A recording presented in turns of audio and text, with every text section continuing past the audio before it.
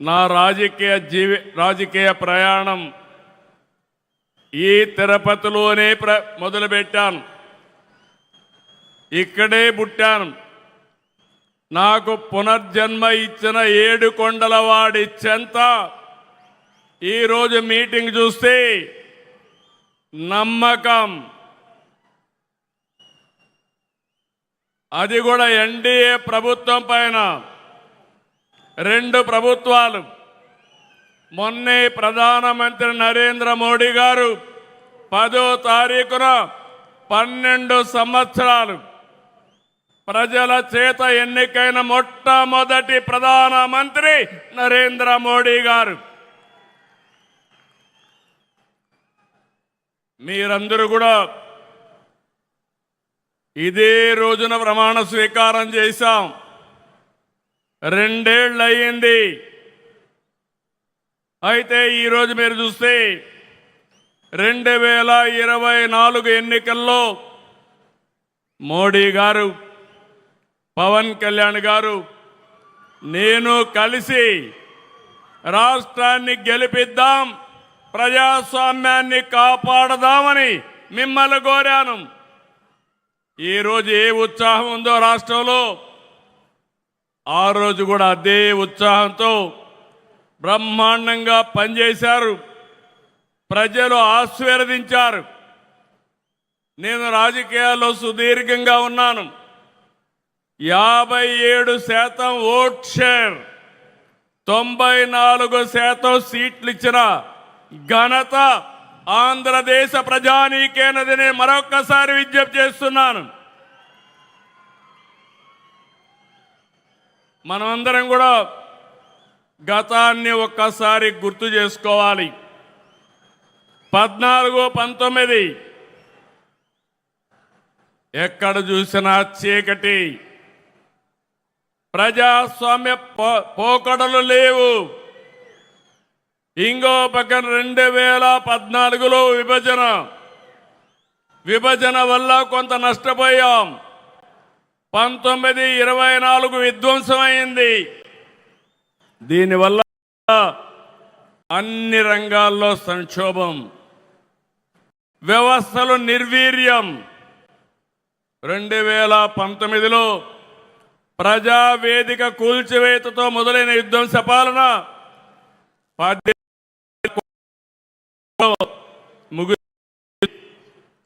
అప్పులు, అరాచకాలు, ఆర్థిక విధ్వంసం, కూల్చివేతలతో కడకు రాష్ట్రాన్ని విధ్వంసం చేశారు. అవునా కాదా అని మిమ్మల్ని అడుగుతున్నా.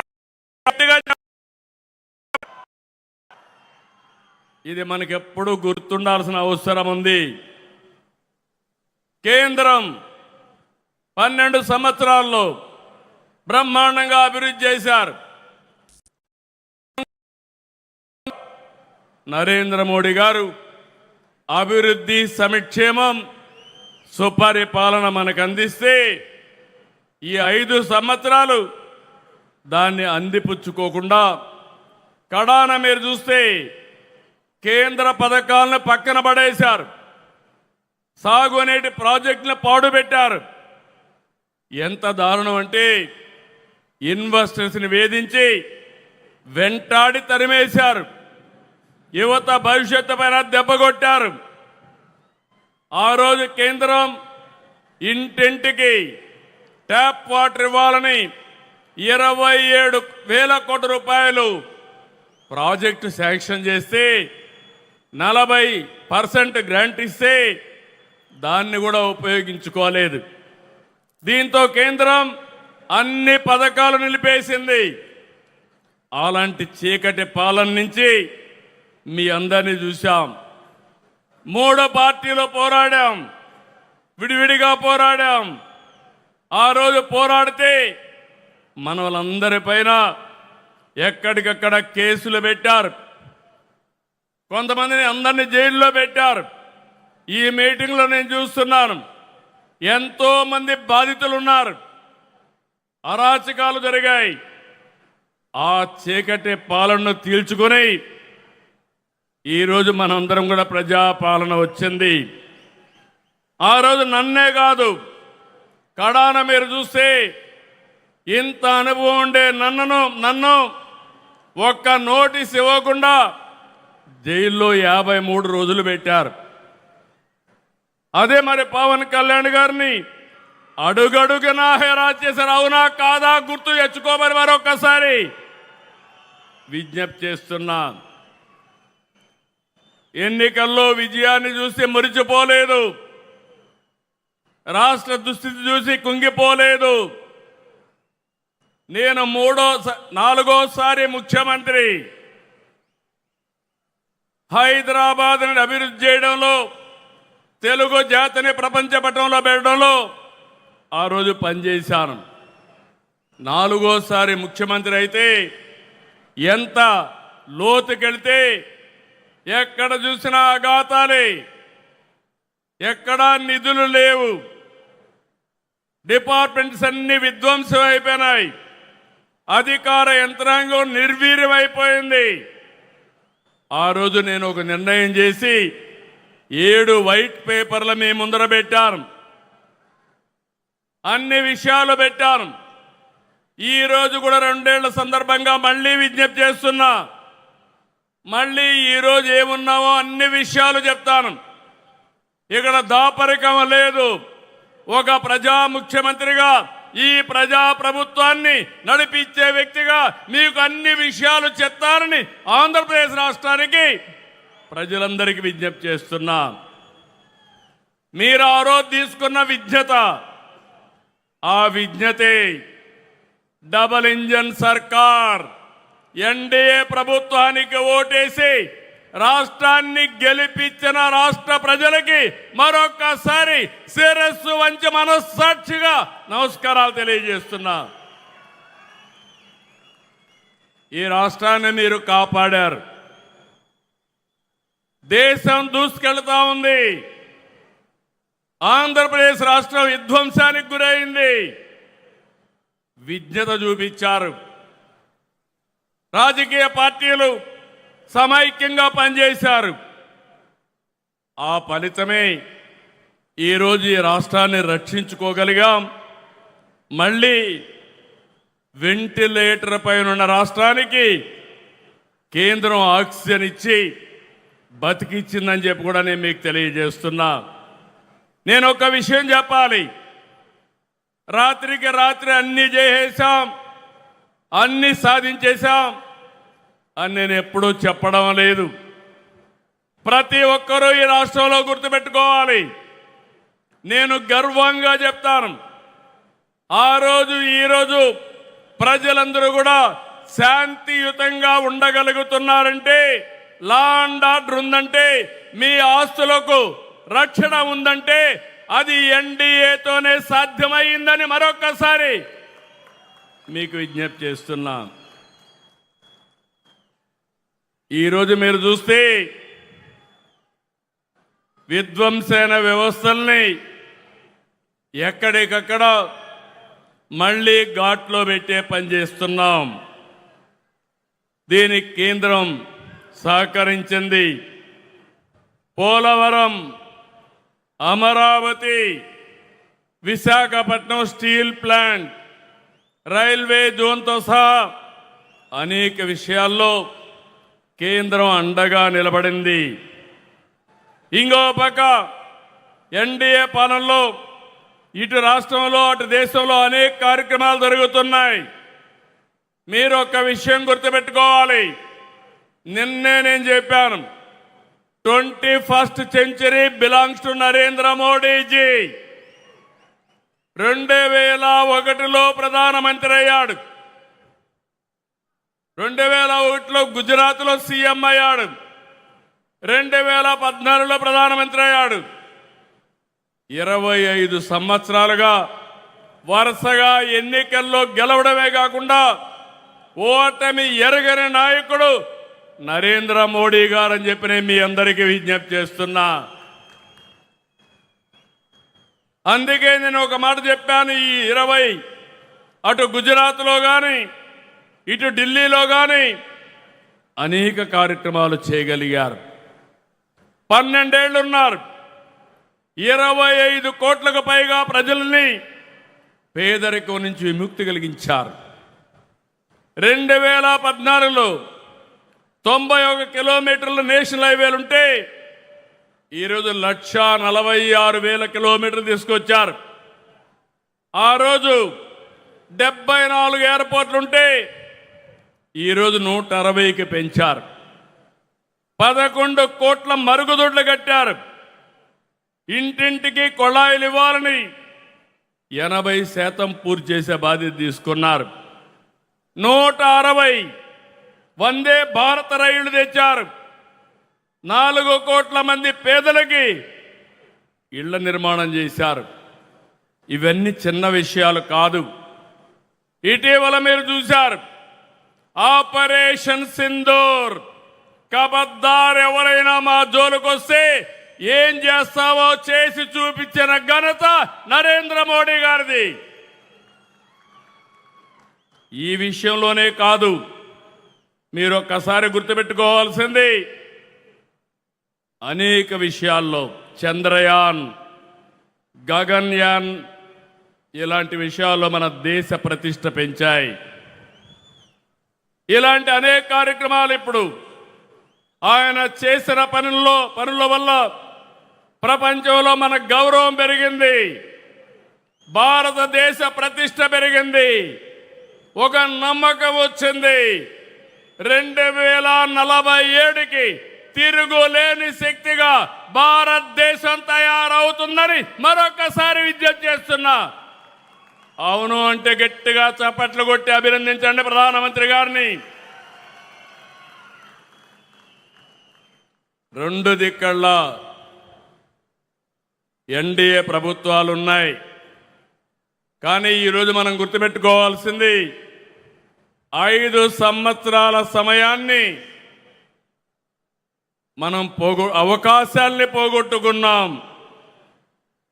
మళ్ళీ విధ్వంసం నుంచి ప్రారంభించాం.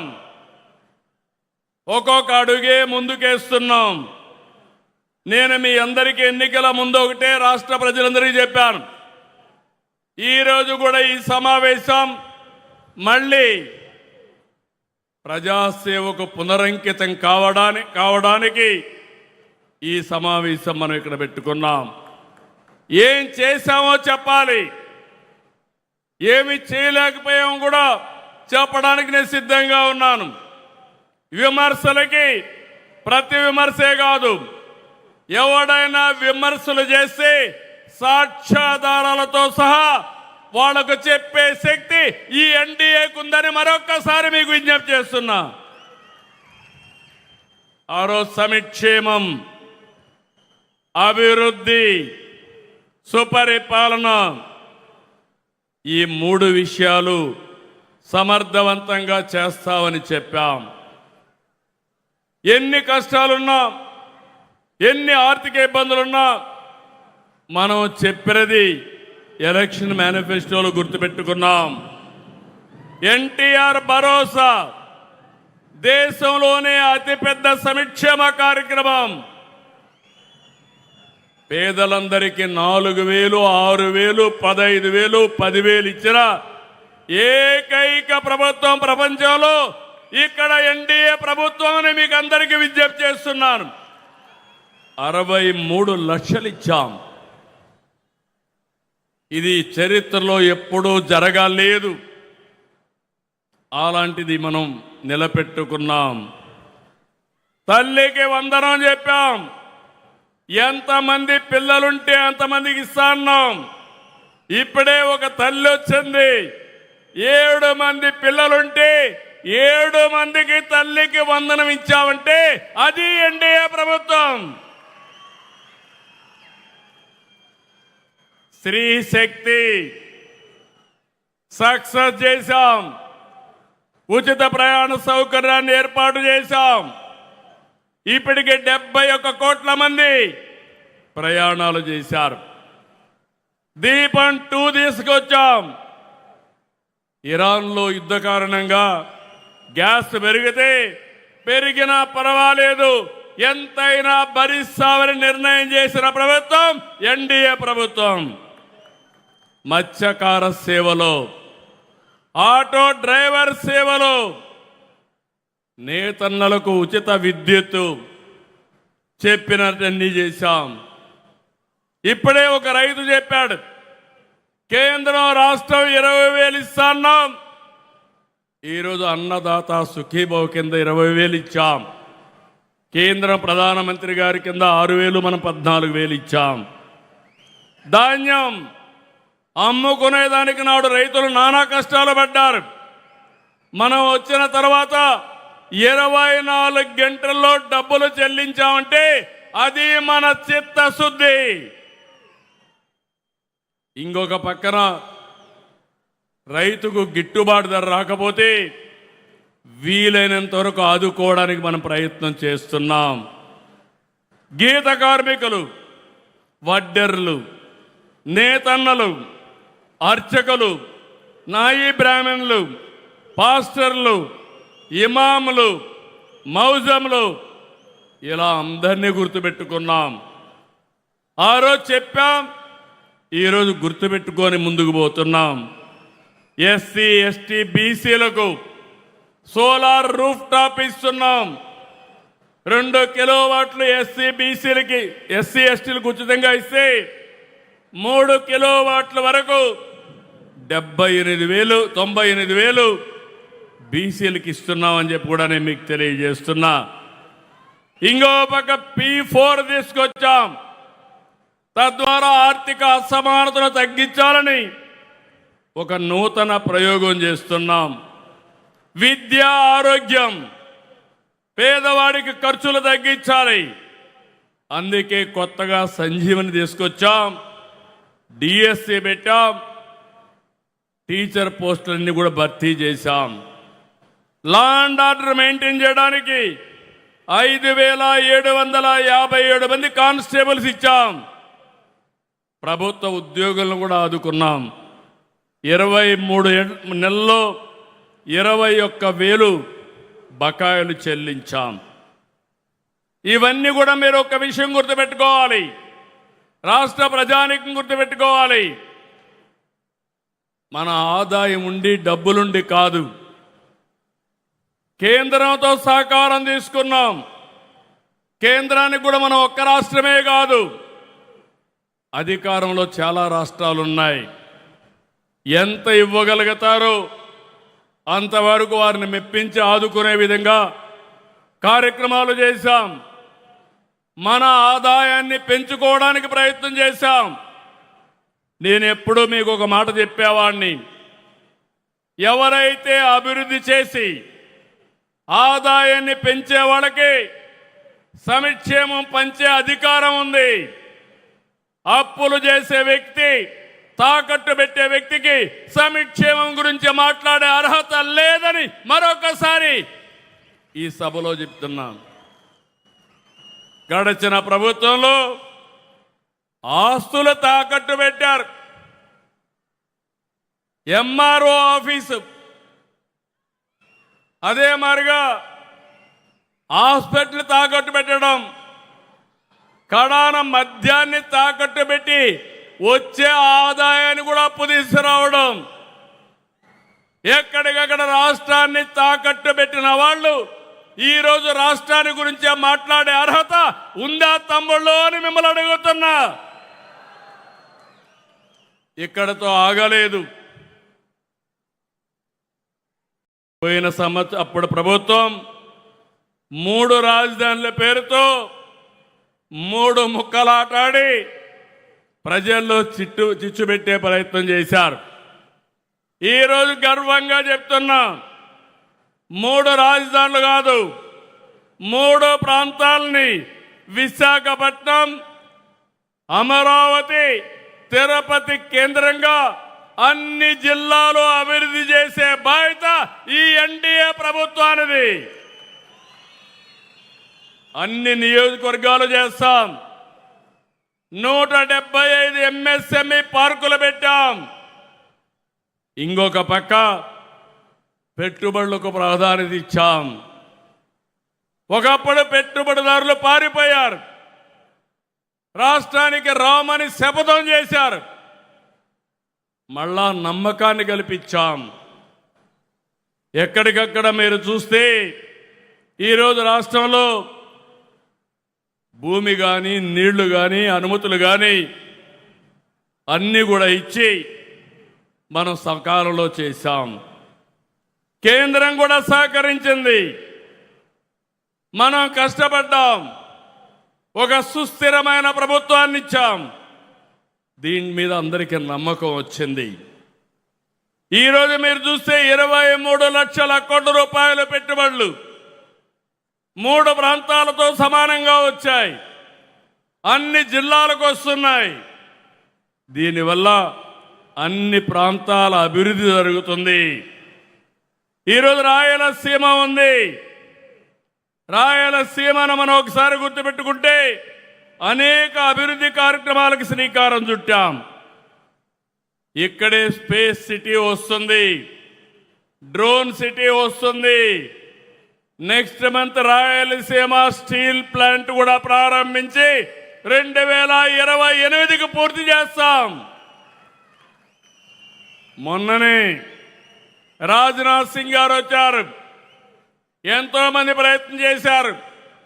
36 రోజుల్లో 5th జనరేషన్ ఫైటర్ జెట్ మన పుట్టపర్తిలో తయారవుతా ఉంది.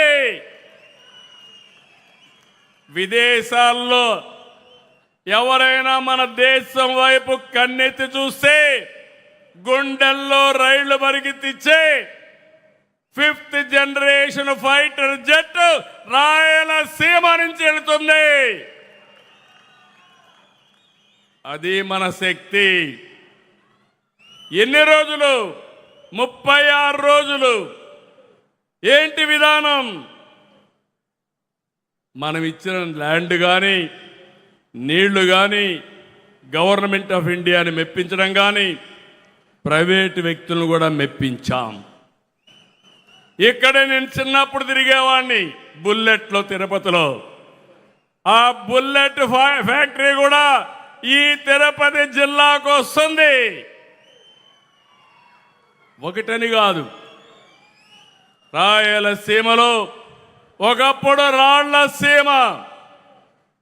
నేను ఆ రోజు చెప్పాను, రాయలసీమ రాళ్ల సీమ కాదు, రత్నాల సీమ చేసే బాధ్యత మేము తీసుకుంటామని. కడాన రాయలసీమలో జొన్నవాడలో బంగారు కూడా లభించే పరిస్థితి వచ్చింది. నవ్య ఏదైతే నేను చెప్పానో స్వర్ణాంధ్రప్రదేశ్ నాంది రాయలసీమలో బంగారు గని అని చెప్పి కూడా నేను మీకు తెలియజేస్తున్నా. అయితే ఇవన్నీ చూడంగానే మీరంతా డబ్బులు ఎక్కువ ఉన్నాయి, మా ఆలోచనలని తీర్చేమంటే భవిష్యత్తుకు ఉపయోగపడి చెప్తున్నాను తప్ప ఇప్పటికెప్పుడే నిలదొక్కోలేకపోతే నడవలేం. ముందు నిలబడాలి, నడవాలి. నిన్నటి వరకు వెంటిలేటర్ పైన ఉండే వాళ్ళకి ఆక్సిజన్ ఇచ్చి బయట తీసుకొచ్చాం. ఇవన్నీ సాధ్యమా అంటే సాధ్యమే. ప్రధానమంత్రి నరేంద్ర మోడీ గారు ఈరోజు దేశాన్ని అగ్రస్థానంలో పెట్టాలంటే మనందరం రాష్ట్రాన్ని ప్రథమ స్థానంలో పెట్టే బాధ్యత మనం తీసుకోవాల్సిన అవసరం ఉంది. రాయలసీమని నెక్స్ట్ లెవెల్కి తీసుకుపోవడానికి గ్రీన్ ఎనర్జీ, ఎక్కడ చూసినా మన పొలాల్లో సోలార్ కానీ విండ్ కానీ అదే మరిగా పంపుడు స్టోరేజ్ వచ్చే అవకాశం ఉంటుంది. దేశానికే ఒక ఆదర్శం అవుతుంది. ఇంకో పక్కన రాయలసీమ ఒక హార్టికల్చర్ హబ్గా తయారవుతుంది. దేశంలో పళ్ళు కానీ కూరగాయలు కానీ పూలు కానీ పండించే రాష్ట్రం మనమే నెంబర్ 1. అందులో రాయలసీమ కేంద్రంగా చేస్తున్నాం. అందుకే నేను కేంద్రంతో మాట్లాడితే చాలా ఉదారంగా ముందుకొచ్చి 1,00,000 కోట్ల రూపాయలు ప్రాజెక్టు, 40,000 కోట్ల రూపాయలు కేంద్రం సహకరిస్తున్నారు. 60,000 కోట్లు ప్రైవేట్ ఇన్వెస్ట్మెంట్ వస్తుంది.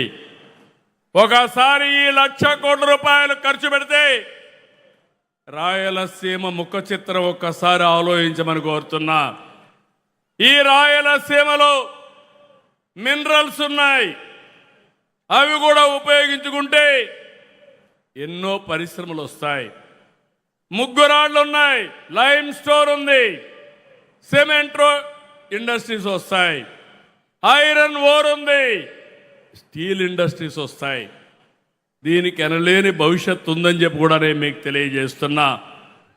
100 రోజుల్లో మీరందరూ చూస్తే హందిని నీవా పూర్తి చేసి కుప్పానికి తీసుకొచ్చాం. ఈ సంవత్సరం మళ్ళీ కళ్యాణ డ్యాముకు నీళ్లు తీసుకొచ్చి శ్రీశైలం మల్లన్నని తిరుపతి వెంకన్నని కలుపుతామని మరొక్కసారి విజ్ఞప్తి చేస్తున్నా. ఇది అభివృద్ధి అంటే. ఈ విషయం అందరూ గుర్తుపెట్టుకోవాల్సిన అవసరం ఉంది. ఇప్పుడే ఓం నమో వెంకటేశాయ అన్నాను. తిరుపతి ఏం జరిగింది తమ్ముళ్ళు? 5 ఏళ్ళు 1924 వెంకటేశ్వర స్వామిని అపవిత్రం చేయాలని ఆలోచించారా లేదా అని అడుగుతున్నా. అప్రతిష్ట పాలు చేశారా లేదా అని అడుగుతున్నా. కల్తీ నెయ్యి మర్చిపోయామని అడుగుతున్నా. దేవుడికి అపచారం జరిగితే మనకు అపచారం కాదా అని మిమ్మల్ని అడుగుతున్నా. మీకు రోషం లేదా? అందుకే అడుగుతున్నా. దేవుణ్ణి నమ్మడం కాదు, దేవుణ్ణి కాపాడుకుంటామని, పవిత్రతను కాపాడుకుంటామని గట్టిగా చప్పట్లు కూడా చెప్పండి. ఇది మనందరి మనోభావాలు, ఇది మనందరికీ సంబంధించిన విషయం.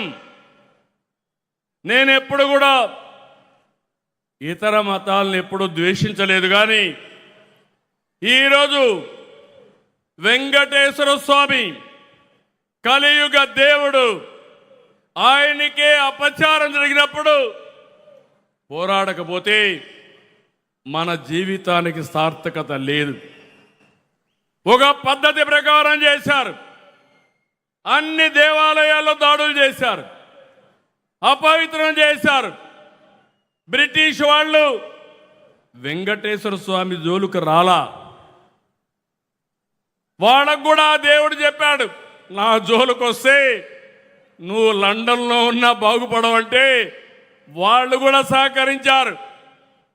కానీ ఈ దుర్మార్గులు వెంకటేశ్వర స్వామి జోలుకు వచ్చిన వాళ్ళు నేను ఎప్పుడు చెప్పేవాడిని, మరో జన్మలో కాదు, ఆయన అనుకుంటే ఈ జన్మలోనే పనిష్మెంట్ ఇస్తాడు, శిక్ష ఇస్తాడని మరొక్కసారి విజ్ఞప్తి చేస్తున్నా. ఇంకా అపవిత్రం చేయాలని చూస్తున్నారు. మళ్ళీ ఒకే మాట చెప్తున్నా, వెంకటేశ్వర స్వామి పవిత్రతను కాపాడుకునే శక్తి సామర్థ్యం మాకుంది, ఇది గుర్తుపెట్టుకోమని హెచ్చరిస్తున్నా. అందుకే ఈరోజు మిమ్మల్ని అందరినీ కోరుతున్నా. నాకు ఏదో స్వార్థం ఉండి చెప్పడం లేదు. ఈరోజు ఈ రాష్ట్రం కోసం చెప్తున్నా. ఈ తిరుపతిలో 2 ఏళ్లు చూశారు.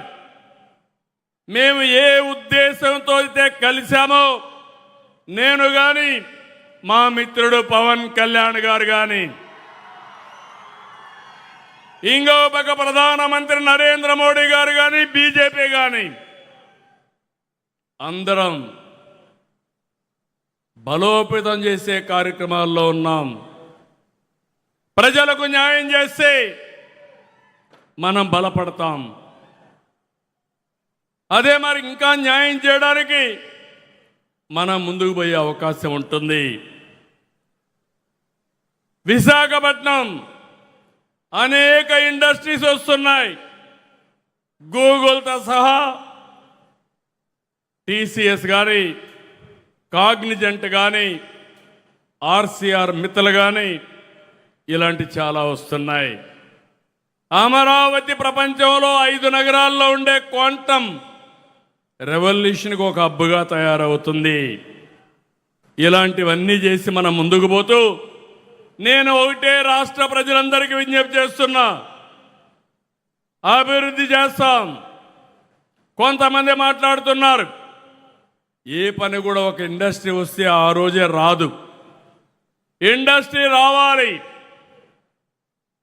మళ్ళీ వాళ్ళకి కావలసిన భూమి నీళ్లు అన్నీ ఇవ్వాలి, వాళ్ళు అనుమతులన్నీ తీసుకురావాలి, పని ప్రారంభించాలి. ఎంత పరిగెత్తిచ్చినా కొంత టైం పడుతుంది. అదే మరి ఉద్యోగాలు రావాలంటే స్థానికులకే రావాలి.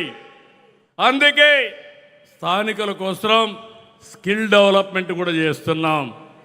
నేను ఎన్నికల మేనిఫెస్టోలో చెప్పిన ప్రతి ఒక్క విషయానికి ఎప్పటికప్పుడు అధ్యయనం చేస్తున్నా. సాధ్యమైనంత వరకు అన్ని పనులు చేసి మా నిజాయితీని నిరూపించుకునే బాధ్యత మాది. ఇంకొక పక్క మీ అందరికీ ఒక సుపరిపాలన, ఇబ్బందులు లేని పరిపాలన. జిల్లాలో అడ్డుగోలుగా విభజిస్తే సరిచేశాం. మార్కాపూర్, మదనపల్లి, పోలవరం జిల్లాలు ఏర్పాటు చేశాం. ప్రజల ఆస్తుల్ని గుప్పెట్లో పెట్టుకోవాలని ల్యాండ్ టైటిలింగ్ యాక్ట్ తీసుకొస్తే రద్దు చేశాం. భవిష్యత్తులో సర్వేలు చేస్తున్నాం. అన్నీ కూడా ఇష్టం లేకపోతే 22A కింద పెట్టి కొన్ని భూములు అన్యాక్రాంతం చేస్తే ఎవరి అనుభవంలో ఉందో ఆ భూమి వాళ్ళకి ఇచ్చే బాధ్యత, దీర్ఘకాలిక సమస్యల పరిష్కారం చేసే బాధ్యత తీసుకుంటాం. తిరుపతిలో సెట్టిపల్లి 40-50 సంవత్సరాలు పెండింగ్ సమస్యని పరిష్కారం చేసిన ఘనత ఎన్డీఏది. ఇలాంటి అన్ని సమస్యలు పరిష్కారం చేస్తాం. ఇక్కడ కూడా బ్లాక్ చైన్ టెక్నాలజీ తీసుకొస్తాం. క్యూఆర్ కోడ్ పెడతాం. అందరినీ ఎప్పటికప్పుడు వాళ్ళ భాగస్వామితో చెక్ చేసి ప్రాపర్ రికార్డ్ ఇస్తాం. ఇంకొక పక్క చెత్త పన్ను రద్దు చేశాం. 85 లక్షల మెట్రిక్ టన్నులు చెత్త తీశాం. చెత్త అంతా కూడా క్లీన్ చేస్తున్నాం. పరిపాలనలో చెత్త, పరిసరాల్లో చెత్త, మనసుల్లో చెత్త మొత్తం కూడా తీసేసి పరిశుభ్రమైన రాష్ట్రంగా స్వచ్ఛ ఆంధ్రప్రదేశ్గా తయారు చేసే బాధ్యత తీసుకున్నాం. నాలా చట్టాన్ని రద్దు చేశాం. ప్రజలకు ఇబ్బంది కలిగించే చట్టాలన్నీ కూడా రివ్యూ చేస్తున్నాం. సులభతరమైన పరిపాలన, ప్రజలు మెచ్చే పాలన, ఎక్కడికి ఇబ్బంది లేకుండా చేయాలని చేస్తున్నాం. సమర్థత పెంచుతున్నాం. ఈరోజు మీరు చూస్తే మొట్టమొదటిసారిగా కరెంటు ఛార్జీలు పెంచకుండా కరెంటు ఛార్జీలు తగ్గించి ట్రూ డౌన్ ఛార్జెస్ చేశాం. 4,666 కోట్ల రూపాయలు ప్రజల మీద భారం పడకుండా కాపాడిన ప్రభుత్వం ఎన్డీఏ ప్రభుత్వాన్ని మరొకసారి విజ్ఞప్తి చేస్తున్నా. ఆవరేజ్ ప్రొక్యూర్మెంట్ కాస్ట్ మీరు చూస్తే యూనిట్కి 38 పైసలు తగ్గించాం. అయితే ఇలాంటివి ఇప్పుడు చేసింది నిరంతరం చేస్తున్నాం. కొంత టైం తీసుకుంటుంది. నిన్న మొన్న నేను పవన్ కళ్యాణ్ గారు ఎన్డీఏ మీటింగ్లో ఉన్నాం. సుదీర్ఘ మీటింగ్ జరిగింది. ప్రధానమంత్రి గారు ఈ దేశాన్ని ఏ విధంగా ముందుకు తీసుకుపోవాలో చాలా స్పష్టంగా ఒక బ్లూ ప్రింట్ ఇచ్చారు. నిన్న అన్ని పార్టీలతో కలిసి నీతి ఆయోగ్ మీటింగ్ జరిగింది. అవన్నీ కూడా అటెండ్ అయ్యి ఇక్కడికి వచ్చాను. మాకొక స్పష్టత ఉంది. ఆ స్పష్టత భారతదేశం వికసిత్ భారత్ 2047, ఆంధ్రప్రదేశ్ స్వర్ణాంధ్ర 2047. ఈ రెంట్ కోసం ముందుకు పోతున్నాం. కానీ ఇక్కడ ఒక గొడ్డలి పార్టీ ఉంది. మీరందరూ గుర్తుపెట్టుకోవాలి.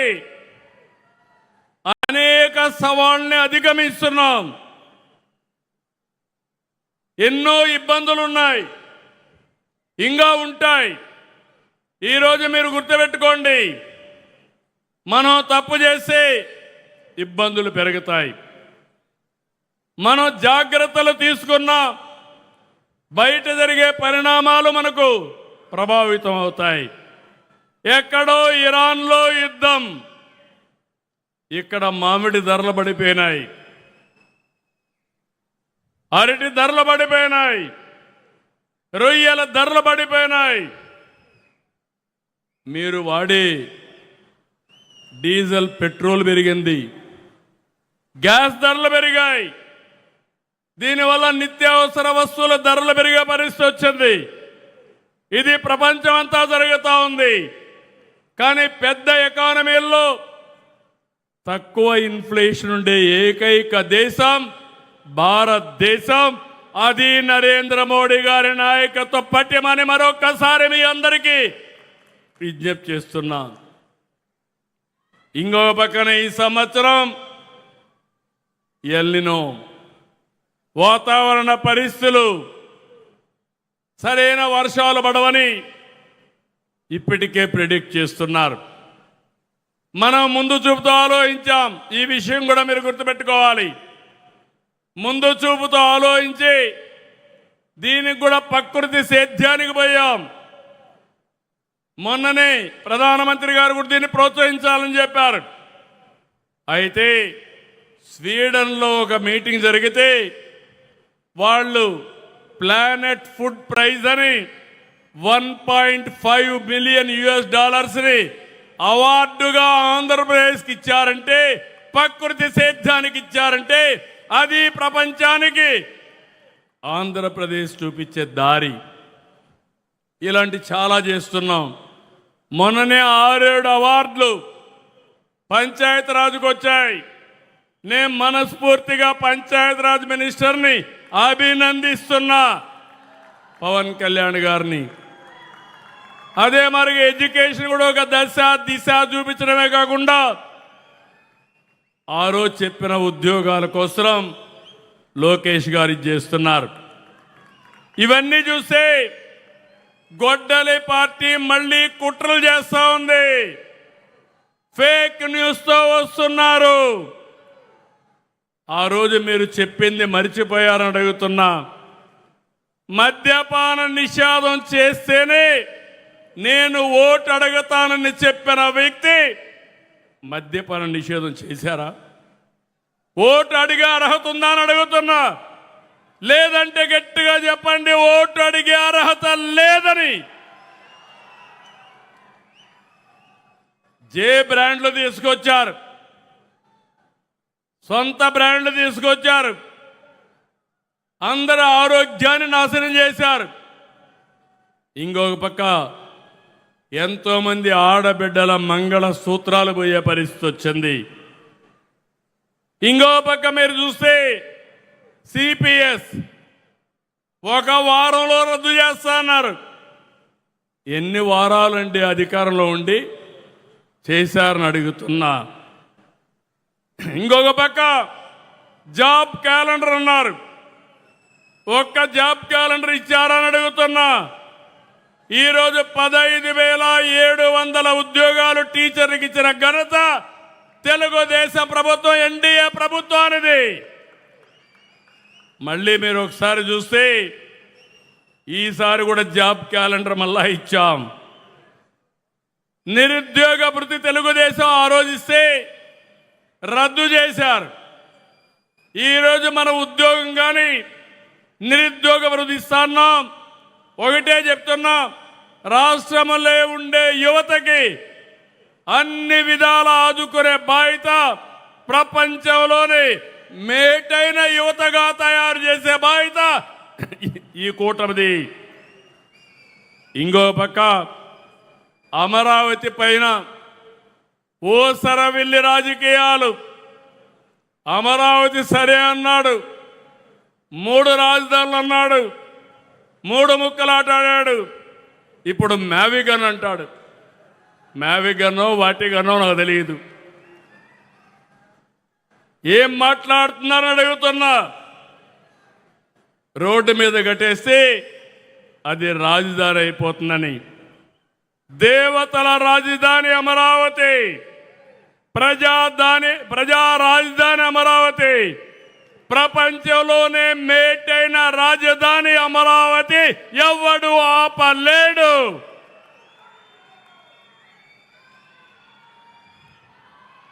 ఇది వీళ్ళ విశ్వసనీయత. రాష్ట్రం పచ్చగా ఉంటే గొడ్డల పార్టీ విషం కక్కుతా ఉంది. ఫ్రస్ట్రేషన్లో కుట్రలు చేస్తున్నారు, ఫేక్ వార్తలు ప్రచారం చేస్తున్నారు. వాళ్ళు నమ్ముకున్నది ఫేక్ న్యూస్, మేము నమ్ముకున్నది ప్రజలని చెప్పి నేను మీకు తెలియజేస్తున్నా. గొడ్డలి పార్టీకి గోల్ లేదు, విజన్ లేదు. వాళ్ళది అంతా పాయిజన్ మైండ్. దగ్గరికి పోతే ఆ విషయం మనలో కూడా దహించి వేస్తుంది. మనం చేసేది పాజిటివ్ పాలిటిక్స్, అభివృద్ధి పాలిటిక్స్, యువత భవిష్యత్, భావితరాలు భవిష్యత్తు మార్చే రాజకీయం ఎన్డీఏ చేస్తుందని మీ అందరికీ విజ్ఞప్తి చేస్తున్నా. నరేంద్ర మోడీ గారికి నేషన్ ఫస్ట్, ఇక్కడుండే ఎన్డీఏ లీడర్స్కి రాష్ట్రం ఫస్ట్. అటు దేశం ఇటు రాష్ట్రం, ఇదే మన అజెండా అని చెప్పి నేను మీకు తెలియజేస్తున్నా. ఇక్కడుండే మంత్రులందరినీ కోరుతున్నా, ఎమ్మెల్యేలు, మంత్రులు, ఎంపీలు, ఎన్డీఏ నాయకులు, గుజరాత్లో 35 ఏళ్లుగా బీజేపీ ఉంది, ఢిల్లీలో 3వసారి బీజేపీ, 4వసారి కూడా రాసి పెట్టుకోండి, బీజేపీనే వస్తుంది. ఇక్కడ మనం గుర్తుపెట్టుకోవాల్సింది డబల్ ఇంజన్ సర్కార్ ఉండాలి. ఆంధ్రప్రదేశ్లో కూడా ఎన్డీఏ రావాలి.